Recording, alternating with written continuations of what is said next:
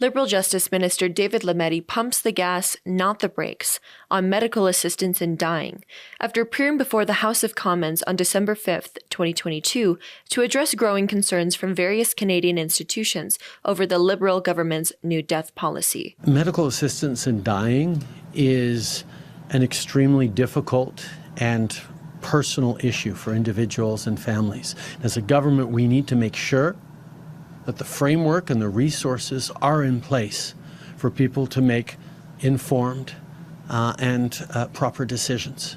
Working with various stakeholders across various communities, including the disability community, including the mental health community, is important in getting this right.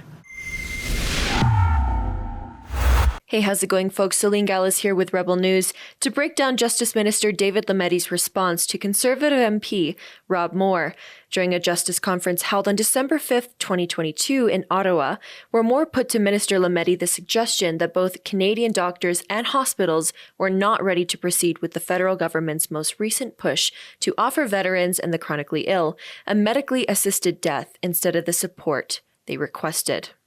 For context, the Medical Assistance in Dying, or MAID for short, was first brought forward and implemented by the Canadian federal government on March 17, 2021. And to make this egregious deal of death more readily available, the federal government has removed the initial 10-day wait period and has taken it a step farther by making medically assisted suicide available same day upon request. And on March 23, 2023, it will also be available to people classified as mentally ill. Most interestingly, Lametti acknowledges that when MAID is pushed onto those who do not meet their alleged criteria, he refers to it as being a criminal act. How gross and undignified to suggest in any circumstance that dealing death to the veterans who put their lives on the line to serve their country be a better course of action than tending to their needs, regardless of whether they fall within their perverse liberal criteria to be served death or not. This is violence. This is medicalized violence. Why isn't this being covered? Why aren't we talking about it? Especially when it's poor people, especially when it's working class people who are structurally pushed into that. I think that's a question worth asking. Well, sure, and there's this very difficult problem, which is what do you do when an economy based on finance starts to go south and average people, can't kind of sustain themselves? Do you do guaranteed basic income or whatever?